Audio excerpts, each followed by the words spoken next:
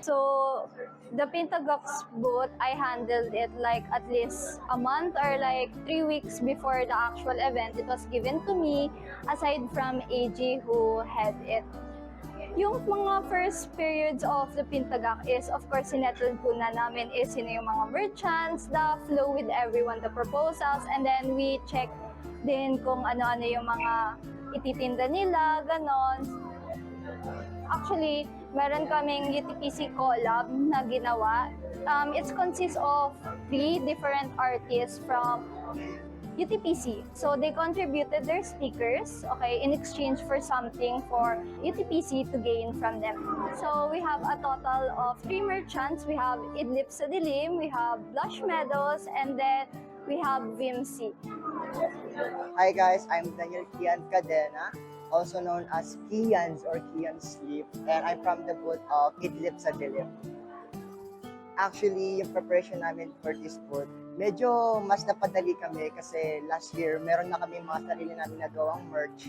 And then, ang masaya lang kasi nakita namin yung mga pwede pa namin ma-improve sa sarili namin mga branding. Hello po, I'm AG Villamayor. My artist name is Tinik po, and currently our booth is called Idlip sa Dilim. For this year, actually, mas prepared kami kumpara dati. Last year kasi, sobrang crammed nung pambenta namin.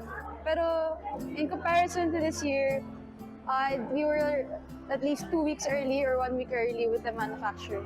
Hi, I'm Zai. Kasama ko si Rakia. Ayaw niya magpakita sa camera. And yung pangalan ng booth namin is Blush Meadows. Yung preparation namin for this booth, okay lang siya. Actually, sobrang detailed niya kasi from planning ng clay na gagawin namin, yung stickers, gano'n. Sobrang detailed niya, which is actually good din sa akin.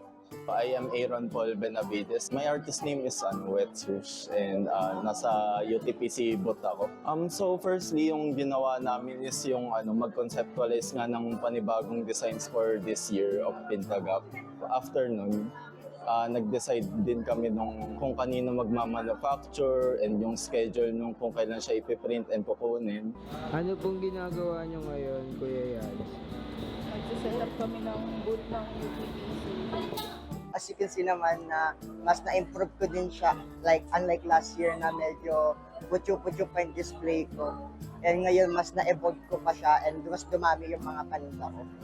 Personally, I had to mentally prepare din yung sarili ko to parang wake up early nga para makapag-set up kami ng mas maaga and ma-maximize namin yung oras namin at the time ng event para magkaroon kami ng profit and magkaroon din kami ng contributions for UTPC. Ayun. Ang role ng mga merchants this year sa Pintagak, it's to venture out to the UMAC students yung creativity. Kasi yun yung main goal ng Pintagak. We need to explore, we need to enhance, we need to let other people know that art inspire us. So we want the interactivity with the students here. Gusto namin na may mas mapalapit pa sa amin, make Pintagak known, make UTPC known. Naging experience is masaya naman. Na-enjoy ko siya kasi ngayon, mas marami ng students na dumadaan and mas na-appreciate yung mga ginagawa ko dito ngayon sa booth na to and yung mga displays ko din. Madaming tao, may mga tao talaga. Bet ko din yung yung kasama na natin sila kasi last year kasi hindi natin kasama yung painting, di ba? Sa labas lang tayo. Tapos yung part na nung nag-sale kami, mas madaming bumili. The very thing that the booths contribute here is artistry.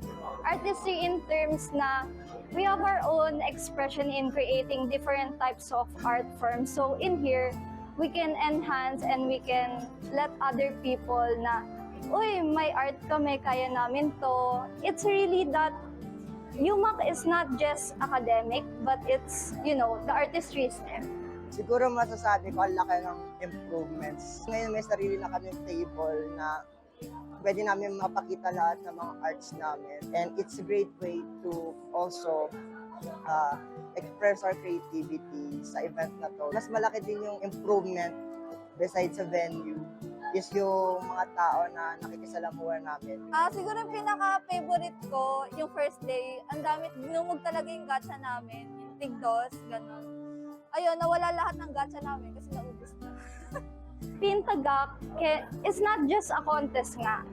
Okay, it's expressing, it's letting everyone know the artistry. So without the booths itself, without the interactivity, without the socializing of the people in there, hindi siya exactly magiging pintagak. Aside from the booths, we could have other heroes na explore na, okay, may gawa silang ganito, oh, may bago silang ganito. So, we contribute different Filipino arts pa, and then you could follow the artists as well.